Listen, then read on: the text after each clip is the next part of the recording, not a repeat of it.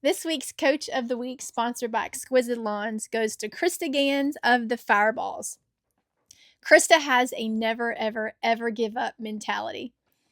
Her team has played so hard this year, and that's because they have a great coach that's backing them. Krista, great job. You give so much energy, so much heart, so much determination for those girls, and they feel it. You are their biggest cheerleader, and you are this week's Coach of the Week, sponsored by Exquisite Lawns.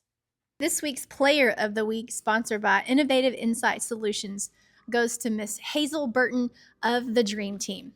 Here's what Coach Bradford had to say about Hazel. He said Hazel played with the most intensity she's shown all year.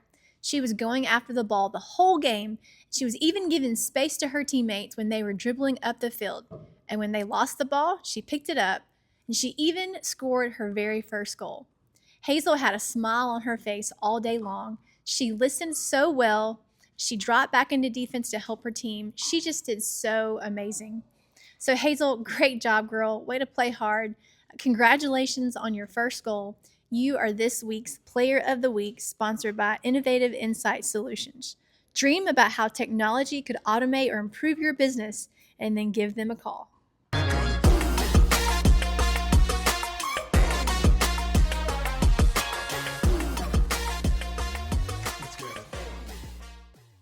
All right, episode 68, winning with the home team, and we have a different setup today because we have multiple guests. Yeah. Kind of. They're kind of a package deal. Yeah, they are. Yeah. So great topic today, and I'll let you kind of introduce the guests and what the topic is. Yeah, so our producer, Mr. Andrew Frazier, shout out Andrew, he actually gave us the idea of doing a podcast topic on blended families. And so, we know that many of you out there are, in fact, blended families. And so I thought it was a great idea, and immediately my mind went to friends that are living the blended family life, Mr. Maurice and Amanda Ahern. What's up, guys? Hi. How's it going? Great. Yeah. You look very nice. Yeah. You look very nice. Yeah.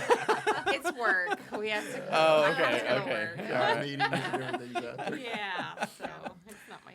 So, yeah, Maurice, you are the owner and founder of Grounds and Gold. Correct. And that is in Arlington, a coffee shop.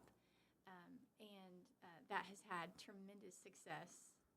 If you are an Arlingtonite, you Yeah. ever use that word? Yeah.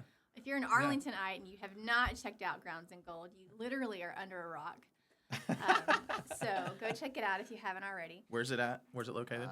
Bowen and Pleasant Ridge, Bowen and behind the QT gas station. Yeah. Yeah. Yeah. So you guys have a blended family, right?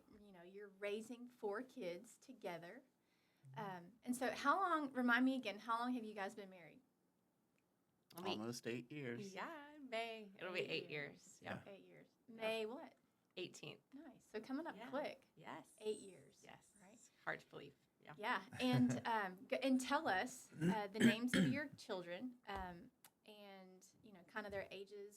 Let's go when you guys were first married, and then now, if you can think that quick, how old they are currently. You want to do that? Yes. Wait, I did how the old same they thing. were I did the When same you thing. got married, yeah. Okay. I That's don't feel that one. I Yeah. got to do math. I think Yeah. that's you. Well, they were young. Good answer. They were young. I think Nolan, the oldest, was in 5th or 6th grade. Jack, like 3rd, Yeah. 1st, Yeah. kinder. Elementary. That kind of, yeah. Yeah. Yeah. It's kind of Yeah. runs together, which is crazy because now, so Nolan, which is Maurice's oldest, is a freshman at DBU. hmm And then we have my son, Jack, who is a junior. And then Eden, who is a freshman at Martin. And then we have Beckham, who's finishing 8th grade. Yeah. So boom, boom, boom. Yeah. And then Micah, who's the same age as Jack. So he'd be a junior this year. And I'll let you talk about Micah for a second, because that plays a huge role in y'all's life. Yes. So Micah, my son, he had neuroblastoma. He had it when he was diagnosed when he was around 1 year old. And he had that for 6 years, and he passed away at 7. So that was in 2016. So on July 28th of this year, that'll be 10 years. Yeah. So, but yeah, that's kind of even though he's no longer here physically with us, Jack and him are the same age, Yeah. and they actually have a unique memory they share together, how they first met here at Lake Church. And so it was in the kids' church, and Jack was coming in for the first time, and Micah just came up to him and said, "Hey, come sit with me." And so even when we were like just serving in church, and so Yeah. even so they knew each other a little, but same age. That's good. And so, how many years passed by when Micah passed away and you guys met? We knew each other as friends. When he had passed, we were friends. So, yeah. And then it was a couple years after that Yeah, started because we were dating, actually or like a year after. we were that. all here. We were all here at Lake Church in the same community group. In Yeah. fact, Katrina, you were Yes. actually part Yeah. of our group, and Yeah.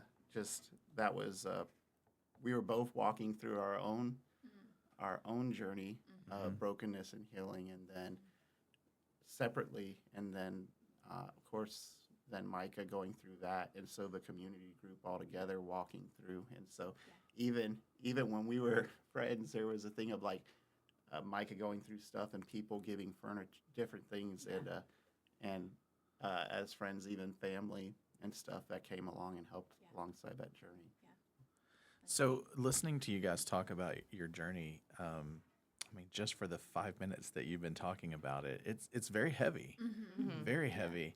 And so, I mean, I would almost say, gosh, to me, like you're a survivor of that. Like, do you carry that with you every day, or do you have you been able to just say, you know, I'm done, I've turned the page, and I've moved on to a different chapter of my life?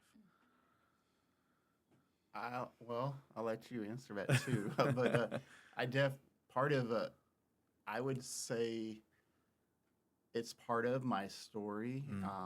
It's part of, we all have different things in our life, and God takes, and He's constantly. One of my favorite verses in Philippians 1:6, it says, "He who began the good work in you will be faithful to complete it in you." So, all the things that come in life, that some by our own stupid decisions, others outside of our control, they're all part of. They didn't catch Him by surprise, and He's constantly weaving them together as part of like His journey. Like salvation is. It's past, present, and future. So He's constantly working that. So yeah, it's heavy. But it's also like being able to show that His goodness in something so heavy, and how He takes something broken and makes something beautiful out of it.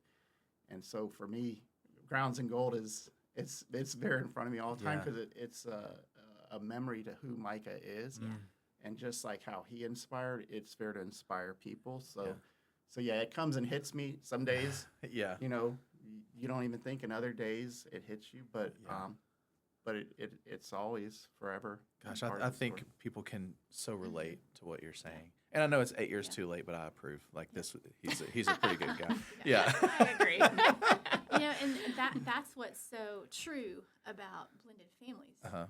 You mentioned the heaviness of it. Yeah. Similarly to adoption, through a blended family, there's loss. That comes together.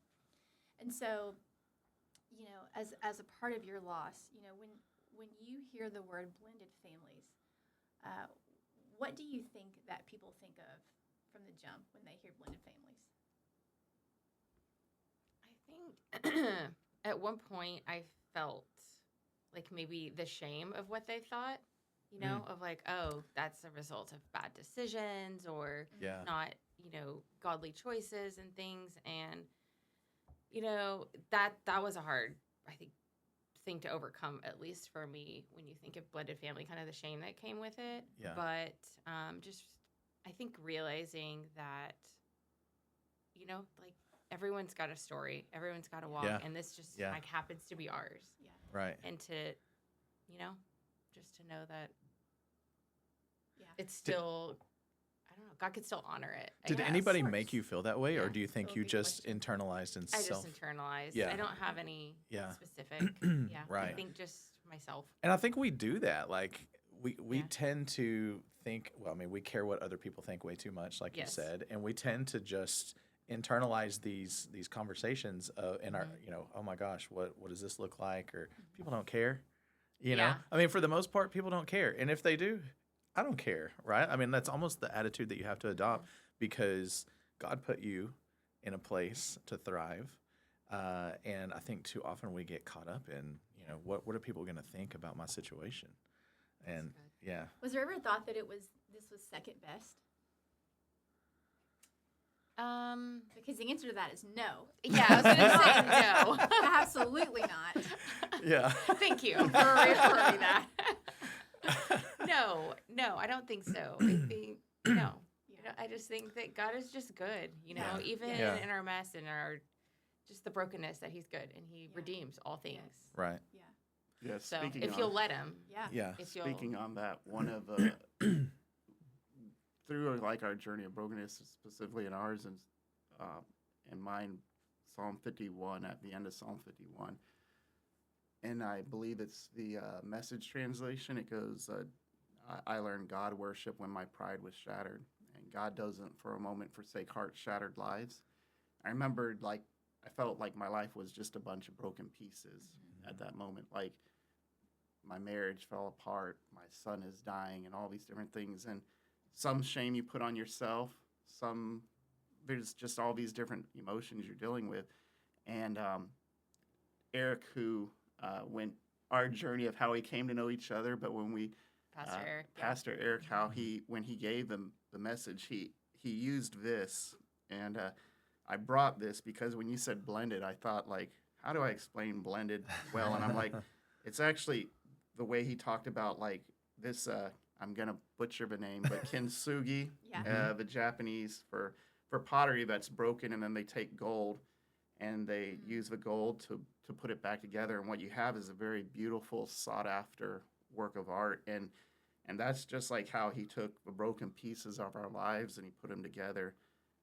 With the same way with a blended family, like he took the things and blended them together, and even though you can see the scratches, you can see the scars, it has the potential to be a thing that's just beautiful. That's a testimony of His grace. Yeah. So it's it's not. He It's did that living. at our wedding. That's from our wedding. Yeah. That's And, cool. and one of Yeah. the things, we even had like a little mosaic, and it had a bunch of pieces.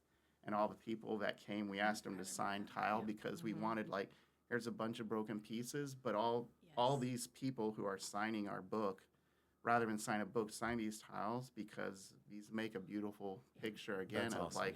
how God Yeah. is. Yes. I mean, all of our lives Yes. it's the story of redemption. How He takes a bunch of broken people. Everyone's got their broken thing, but He's weaving them together to show His testimony of His goodness, our non-goodness, His grace, our need for grace. And I'm living this part in man, His grace, she's my best friend. I mean, so it's that kind of story. Yeah. That's good. Thank you for sharing that. Mhm. Man. So when you guys first got married, what was the mindset as families and children merged? I think patience and intentionality, and lots of prayer. Yeah. It was really difficult, Mm. and I think that can't be overstated. It was very difficult, but Did you know that going into it? yes, Okay, so you knew it from the jump. yes. So actually, there's a Ron Deal, I think is his name, like a step family curriculum, whatever, and we had done a class and watched a video, and we were both like, okay. And the class is very While we were this is going to be the engaged. hardest thing. It doesn't have good results. It was pretty. They don't pretty publicize that, hardcore. yeah. We were like, what are we doing? But so I feel like we went in with realistic expectations. Yeah. And, plan for the worst, hope for the best, but pray for the best. So what was the hardest So, part? yeah. What was the most difficult thing? There was just a lot of emotions Yeah. from everybody involved. And when you're marrying, it's not just us. There's, Mhm. there's other people Mhm. involved Yeah. that come Yeah. with that. So, and there's emotions, and the kids are, navigating their emotions Sure. along with yours. Yeah. Because, when you're first married, it's just the two of you. You're right. Oh, no. Yeah. you're you're just having jumping to- in the deep end. You're thinking about your kids' emotions and feelings too. Yeah. So Yes. you're kind of divided in how you're approaching it too. Yeah, I can see where that would be difficult. Yeah. Yes. So how did you, I mean, I know you said prayer, but specifically between the two of you, how did you navigate that? I think, oh my God, being very patient with the Yeah. kids and Mhm. really checking in with them a lot and letting them kind of dictate. If they're feeling uncomfortable, like take a step back. Yeah, Just yeah. really being aligned with where they're at and trying to be intentional in meeting them and validating where they're at. And, And yeah, that and us being united Yes, and together. yes, yeah. for sure. And Like, one of period, the end. one of Yeah. the things we did, like the way Micah played into this is like Micah taught the importance of like memories and how priceless memories are. And so even everything we go about is like creating those memories and investing in memories with the kids. So doing things together with them, but also for us is like even making sure that we're having regular things where the two of us, we go away for Yeah. time Yeah. and it's just us. Right. Or Right. so early on we put like a week away where we're going to go somewhere on a trip just the two of us. And if something comes up and we can't do that, we're going to do something because of all the different things Right. that are hitting us and all those emotions. Yeah. Like we have to still focus on that time together. And that's always because there's been some hard years in the past of just all the different things of going. Yeah. And that time of the two of us being together really helped, because you've got to think it's not just us and the things we bring in. The children are in the middle, but they also have this other world they live in. And so all these different things, yeah, they're the ones that really try to navigate it. So we have to provide them some type of consistency in a not consistent Yes, world for 'em. Yeah. That's what I was thinking. Yeah, you have to provide consistency, but yet the consistency is very inconsistent, Mhm. right? And so, take me back to a time when maybe you guys have a story of like when that was so hard and how you guys overcame it. What comes to mind is one child that he just didn't want. I think I just gave Change. it away. But how do you be an authority in their life but not their Mm. parent? How do you like show them that you love them but also Yeah. not let them like walk all over you Yeah. Right. and all that? So I think at the beginning navigating there was just some probably some testing of boundaries. Yeah. There's a Mhm. lot Sure, of of testing course. of boundaries at the beginning, on both sides, like mine with yours too. So, just not trying to be their friend, but it's a really fine line of okay, like I'm not gonna let you treat me this way, but I Yeah. love you still, and just having to like okay, like I'm just gonna do this and hope in the long run that they and pray that they see the value, Yeah. even though I'm trying to Yeah. like stand Yeah. firm but not be like a disciplinarian. So doing that consistently over time, I guess, made a difference? Yes. Yeah, Of it. one- Okay. Yeah, specifically what who she's talking about is like early on, like that specific child does not like change, and so that's a huge. I mean, was already went through changes in that, and then, so mom was the only one that he wanted to open up or do anything with, and so it would be hard because like I wanted to be there, I wanted to provide help for her so that she's not always dealing, but then Yeah. but he didn't want to open up, and there was kind of like a barrier wall. And I remember that as we talked and everything, it was just like being consistent of just showing up at his things and just being there, doing the things consistently. Yeah. like over time. Like I remember first time when he said, "I love you," and I looked at her like, what? So like, 'cause I was like, where did that come from?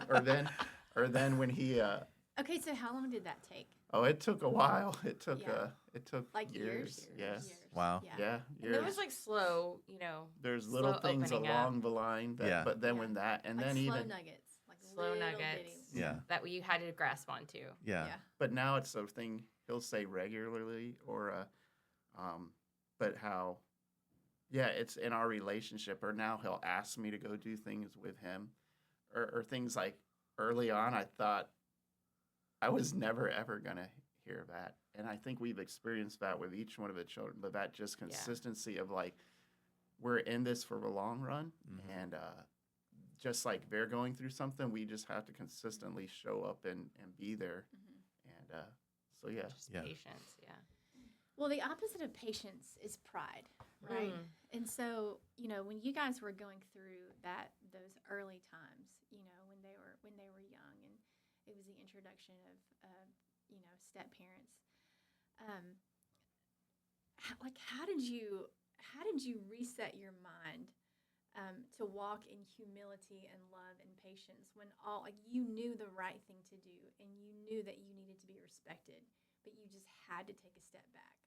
Like that, I think for so many parents in a blended family, that's where maybe the parent shuts down, Mhm. right? Is because they're like, okay, like I get it, I'm not your dad or I'm not your mom, but you're going to respect me. Mhm. And when you don't, that's when the relationship Mhm. ends. Mhm. And so, how did you guys get through that? Like when you just wanted to be respected, you wanted to be loved, but it wasn't happening. I think going back a little bit further, which is one of the most important things, I think, in remarriage, is really working hard on the front end on yourself. We both, which was one thing that really attracted me to him, was we both did a lot of work personally through counseling Mhm. here, like at Impact. And so we're always going to still have baggage, but we weren't taking all of that into the marriage. And so I think working through so much emotionally on the front end for us, we were able to be in a better spot emotionally for the kids. Yeah. And like just have to put that aside. And there were times it was very frustrating. Like, I mean, there were times we would come unglued, if we're being honest. Yeah. Like we didn't do it perfectly, but just keeping the main thing, which is the kids didn't choose this. Mhm. We have to. Like, if we want to be successful, we have to take them into consideration. Because, That's good. and a lot of times, when you're remarried, we're ready to move faster than they are. Yeah. And that was some advice we had gotten early on. And so we have to let them guide what they're ready for. And each kid is kind of different. So you have to put yourself aside. And I think we just committed early on that we wanted this to be successful at whatever cost that was. Yeah. So it was a choice, I think, at the end of the day. Yeah. To do the work at the front end best we could, and to just choose Yeah. the long That's road, such the long game. a great long game. point that, the kids didn't choose this. They didn't And so choose you it. have to keep their thoughts in mind when you're moving through this. And so when you mentioned that they would test your boundaries, right? Mm-hmm. How did you handle that with them? Did you just let things go and just try to remain consistent, or did you actually address it when they challenged you? We addressed it. Yeah. Yeah. Yeah. So, and then we kind of go to each other and be like, were we too hard on them, But like in the moment, I'm Right. like, no, like Yeah. I had to establish that. Yeah. and And again, in the it's- long run, it earned their respect. Yeah, that's what I was going to ask. Yeah. Is did it work? Yeah, I just we again did. everything like there again when you have so many things that are inconsistent and you're coming in, and we have to give them something that and when they're here Uh-huh. it's going to be consistent. And even though you got this other world that you got to go to, Yeah. like when you're here, there's going to be this consistent, like with the rules, like The rules, the expectations, like, this is how expectations, we and like we operate. know this is hard, and we would constantly like we know that it's hard for you going Mhm. back and forth. We get that, Right. but this is this is what's expected here, and we didn't put tons of crazy rules, but one was like for me with the boys, I'm like, I'm not your father. Mhm. I'm not going to try to replace your father, but in this house, I'm called to be the man of the house and to lead this house. And so I'm going to lead you spiritually, but Right. I'm also, one of those things is how you treat a woman.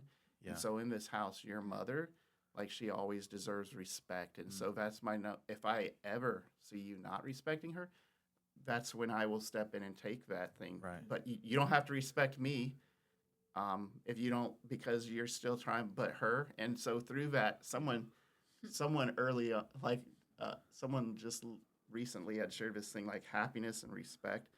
And he goes, sometimes we try to gain someone's happiness and we do all these things to make them happy and we don't get their respect either. But he's like, if you go and you gain their respect, and so like just go and be the one who does all the things that you're asking them to demonstrate to them and lead by example and serve. Right. He's like, not only will you gain their respect, you'll also gain their happiness. And so Yeah. he was coaching me that on with leading employees, but like I've seen that in our journey of just like the kids of like, but there'd be times where we go and like ask each other, or sometimes we would respond more emotionally than we did. But in those times too, is the humility, going to the children and saying, you know what, we were wrong in that, and asking. And so that's the one thing is like, I think both of us through our brokenness and learning is like, we've messed up. Yeah. And but you know what, I think we wanted them to see that we're not perfect, that when we mess up that we come to them, but that we do that because, again, a consistent pattern of what we hope is like that's the gospel of like there's a Savior who we need His grace daily. To go to that grace, we go and we confess, but even that that's a way we can demonstrate Him. And so, like, again, blended is not the ideal, but it's a great way to also demonstrate the gospel daily, and just that humility, that going before. And that, to me, that's strength, what you just described. Because I think a lot of males go into, any relationship, much less a blended one, thinking about, what is the strength of my marriage? What is the strength of my family? What you just described, providing a godly man example, and, especially for her, that they see, and then having the humility to turn around and say, look, I can be wrong about this. And that makes them feel, the kids, it has to make them feel like they have a place. There's clear boundaries. My wife is very famous for being like, there has to be rules. And I always try to skirt the rules, but she is very big on rules, and she's right. In the long run, kids flourish when they have those boundaries. And for you to step up and be able to be that kind of father and an example, I think that's tremendous. And I think it's a great example for our people to see. So, yeah, very thankful. Were there ever times for your kids when did they voice, if they accepted you as a step parent, that means that they were betraying the other parent? That's a good question. Actually asked my son yesterday that question. He said no, but my my other one did. Yeah, he had voiced that. Yeah, like feeling guilty that if he accepted Maurice, that he was betraying his dad. And so to me, that also showed that his love for him, that he wanted to, he just didn't know how to navigate those feelings. So, and I was really glad he was open with me about it eventually. And so we talked through it, and no one's going to ever replace your dad. Like, we just really were under the belief like, this is just someone else to come alongside you and love you and guide you and be there for you. So you just have more people that are loving you and discipling you. Yeah. So That's good. Yeah. yeah. So Was there ever a point that you were like, this isn't worth it? Like, this is too much? Yeah. I don't know about you. Thanks for being honest. Yes. That's huge. Yes. Oh, yeah. Because, to think, I have It's no not- idea how hard it is. And so for our listeners, I know everything's not, flowers and roses. No. Right? Right. So go ahead. It's not. And at the end of the day, and I would tell you, I'm just glad you're worth it. Like, Maurice was worth it. Because, like, there were times where I was like, what have we done? I'm stealing that, by the way. Yeah. I'm glad you're worth it. I'm glad you're worth it. And that's what I came back to. Yeah. You know, I was it like, was, you're worth it, and your kids were worth it. Yeah. it was, Because I love them. we would, yeah, because there's so many outside dynamics, so many different things playing into it that you think you know going into it, but you don't know, you really don't know. And then when things come and all the stresses, and we all like to be in control. Yeah. Yeah. And marriage shows you you're not Right. in control. Kids show you're not in Yeah. control, but then add outside from a Mhm. blended family, then all those different things. So that's where there'll be times like, whoa, what? But that we What? Like a deer in the but, headlights. Yeah. but that Yeah. we again, like we would go even in those things is like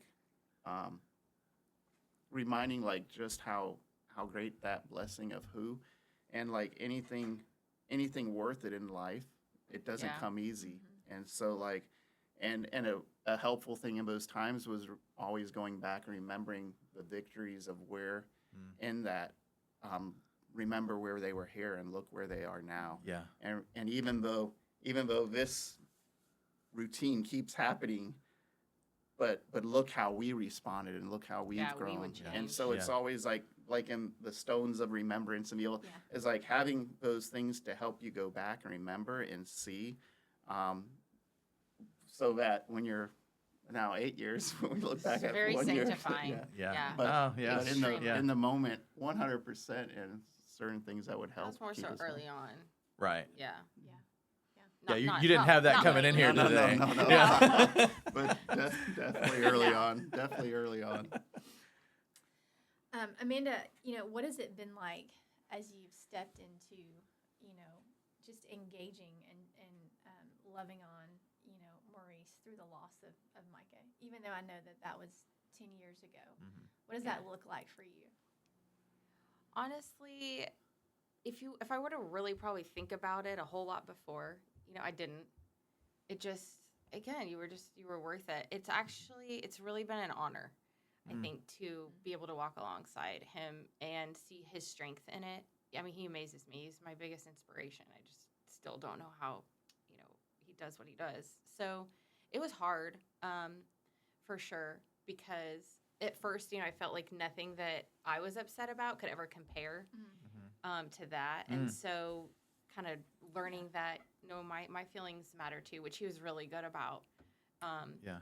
But I think that just, I don't know, it's helped change my perspective too on just what matters in life and what's important, and watching him walk through it. It really has been an honor. Yeah. It's not, I wouldn't say it's been easy. Yeah.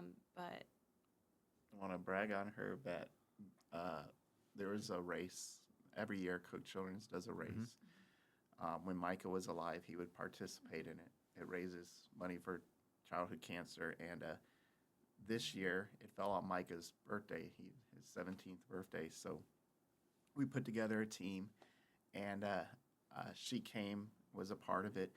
But afterwards, as she was experiencing all the aspects of that and seeing, she was like, I really want to be a part of this because I see how meaningful this is, and how can I be a part of it, and is that okay for me to be a part? And the fact that she even wanted to, and that, it meant so much. It was like hard to find my place at first in it, because that was like his world that I didn't experience. I didn't experience all the hospital visits and everything. So how do I support you and relate to you, but also like I wasn't in it. And so I've kind of let him have like his world in that. But yeah, this race, I was like, I want to step into that with you. Now. So she's always been Years later, but very like asking, and because grief, even too early on, like grief hits you in so many different ways, unexpected, like, and early on it was like explaining like, hey, Thanksgiving, when all the family's over, I may have to go away for a little bit and just be away from people, and I want you to know that it's nothing to do with you, it's nothing to do with family, but again, because of all the work beforehand of like trying to understand, giving myself permission and do that, but also communicate to her and let her know. And she was always very supportive in that, to where, she could have been completely opposite. She could have given me a hard time about it. She could have been like, well, I don't, but but she empathized, understood, and gave that freedom. Yeah. That I think it's allowed as years and as we've grown together and do it. So now she asks me, she'll ask me if I'm going to be okay or if things about, because she's listened and been a part and encouraged. So she's been super, like, learning that, but also helping encourage in that. Yeah. So That's good. That's good. Thanks. I'm at a loss. I mean, I really am. Like, you guys are like, man, it's just so impressive the way that what strikes me most about the two of you is that you uplift each other so much. And that has nothing to do with blended relationships. That's just, I mean, you guys are textbook for what marriages need to look at and hear anyway. Just the way that you honor each other, I think, is huge. So that doesn't have anything to do with easy to blended. do. Yeah. Yeah. Well, he's worth it, right? He's worth yeah. it. Yeah.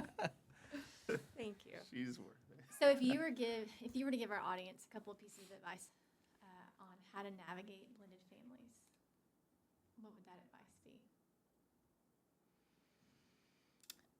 Do you want to go? I think you can't do it alone.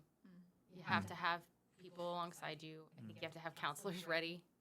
On On standby. Yep. Yeah. And you have to lean into the Lord. You have to. I really truly don't know how people do it without Him. Yeah. I don't. Yeah. I mean, I'm sure that they figure it out somehow, but I would say that, and yeah, find a community that I want to validate that, because that's probably been one of the other hardest things, is finding that community, because each blended family is unique in their situation, but they're just thankfully not everywhere. Yeah. Not the majority, I should say. And so it's really hard to find in the church sometimes feeling that, like, people really understanding, like cancer, like I can empathize, and we've had lots of people support us. Yeah. We wouldn't be where we are without that, but I don't really know what it's like to go through the cancer journey. Right. And so finding those people, it's really difficult. So, we always, hey, like, come to us. Like, Yeah. we'll be happy to walk with anyone that, wants us to. But So have you found community? like, not in that realm, still probably not really. And it's been 8 years. Yeah. It just Yeah. speaks So to I want to us. validate that. Yeah. Yeah. And in the church, it's hard Yeah. because people just don't truly understand, and I'm glad that they don't, Yeah. in a sense. Yeah. But so just to know that we are, put that out there, we are available, but still find community nonetheless, and people that you can be open with, and put the kids first, like, in that sense. But yet paying attention to your marriage. Like, you can't completely discount your marriage. But I think that's probably the biggest is let them dictate, kind of like I said before. Right. Don't rush them what they're not ready for. Yeah. You have to push them a little bit because they'll never be ready. But Right. Yeah. yeah. That's And good. just lean into the Lord. I mean, Yeah.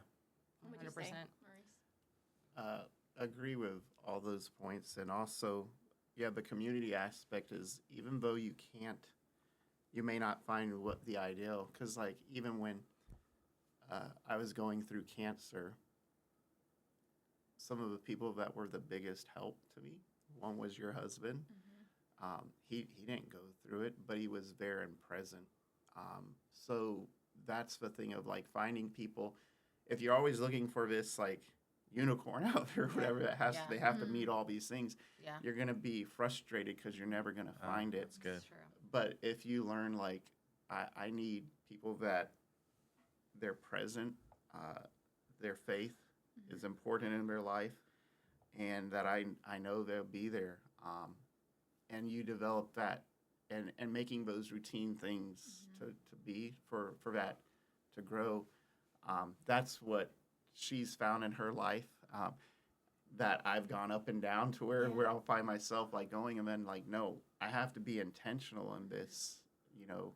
I can make this an excuse and then not have it, or I've got to intentionally do that. That community, I would encourage that for anyone. For individuals, as both the man needs it, the wife needs it, you need it together. The kids need a place where they can find community. it's important in all those aspects. So I would 100% agree. Yeah. on that. So you guys mentioned, church, and it's been 8 years, and you guys still really haven't, broken the barrier, if you will. This question wasn't on the outline, so I'm gonna lob Go this ahead. out there. And honest, this is about honesty. So, since you've lived this life for the past 8 years, and you still feel like church, I don't want to say has fallen short, but it's not giving you that community that you desire. What do you think the church could do about that? Like, is there something that a church can do Yeah. to make blended families seen, valued, create that community? What would you guys say? I'll speak on this as like, at least from how I grew up and how when I struggle, and I think she too, from her background, when you put shame on yourself and different things, because there are some things that are messy, and the church doesn't tend to get in that mess or offer things, but really talk about it, because if we talk about blended families, maybe that means we're condoning or we're doing, but no, we're realizing that, and this was one of the things that helped me so much going through is in the initial parts of Micah and the divorces, I read through Genesis. I would not recommend, hey, you want encouragement, read through the book of Genesis. Yeah. But as I was just reading through Because there's Genesis, such a mess. it's all mess. Yeah. That's Genesis, the encouragement. Yeah. Genesis from Right, that's Genesis true. all the Yeah. way to Revelation, it's God taking a bunch of broken mess. I mean, every one of the heroes of faith, I mean, they got some mess, some real mess. But he used all those to bring his story of redemption. Yeah. And so, like, I think just the church being a little bit more active into creating that atmosphere that we're all bringing our mess, and he's taking our mess and making something beautiful of it, so that you don't feel like you're alone out there, Yeah. or you're putting on nest, but like, no, we're each in this journey, and we're each and there are churches out there that are doing that and attempting to do that. Yeah, and but, people too. Like, yeah. and not to say that nobody stepped into that space, Yeah. but it's a hard space to step into. Sure. Too. So And I think you're echoing Yeah. what a lot of people feel, maybe not with blended families, but insert topic here, Yeah, where they yeah. feel uncomfortable going into a church because they feel like they're going to be shamed into something. And so I think that speaks volumes, what you've gone through. And I do have one more question. Yeah. I don't think I've ever asked this question of any of our guests, but when you leave here today, what's the first thing that you guys are going to talk about? oh, that's good. Did I say everything okay? How did I sound? I Yeah. was going to ask me, how did I sound? And I'm going to Okay. respond, you were amazing. Yes. So- Yes, because that's how it's done. No, ladies but and gentlemen. it's true. Like, Yeah. that's probably going to be that. But then- content-wise, is there anything that you will walk away from here and go, "Oh, I wish I would have said this different," That's a good or question. yeah, I don't know. I really just want to be an encouragement, and that was my prayer going into this. Is that I Yes. could just encourage Yeah. someone, if someone just feels seen, and know that the hard work, if you're in the beginning, the hard work is worth it. yeah, Like seeing our kids now, I mean, they're just little besties. They don't see each other all the time, which probably is okay. yeah, But I mean, last night we ran into Nolan at DBU. Uh-huh. My son had awards there, and like they're taking pictures, and with Jack and Nolan, and so just the reward is sweet. Like Yeah. I think the harder the journey, the Ah, sweeter that's the good. reward. That's Yeah. a nugget. yeah, So yeah, I would want them to walk away of like, don't give up. Yeah. Don't give up. Same thing. I mean, it's tattooed on my arm, never ever give up. Yeah. But it's like, and that's like ingrained from Micah, but Uh-huh. we've ingrained to the kids, and we hope that they're seeing that modeled to them. From they know what, like Jack and Beckham know what their mom went through. yeah, Nolan and Eden know what I've gone through, but then they see it together. They see us Right. coming together, and Right. they see us not giving up, and they see us, hopefully, our relation continue to grow closer. That we're demonstrating, like, that is one of the biggest, when we talk about faith, there's the perseverance aspect of faith. Yeah. And, Yeah. and let us run with patience the race that is set before us. Like, this is a long race. Yeah, It's yeah, hard, and yes. you've been a runner, and so Yeah. like Yeah. there are times where you want to give up, but no, you just keep. And so we're having the ability to model and demonstrate that. And so my encouragement is, yeah, it's hard. It's Yeah. hard, but anything beautiful or valuable or worthy, it's hard. Like the Christian life is not easy. Yeah, It's like, yeah. I mean, it's more than just like I prayed a prayer. That's it. Like Yeah. it's hard living out your faith Right. but God is always good, even when it doesn't look like it. He is good. Yeah. He's faithful. We get to see that in our lives. Like, he's faithful because he brought this woman into my life in a period where I was like, can anything good come Right. out of this? I mean, he's faithful. Like, no one's ever going to replace Micah.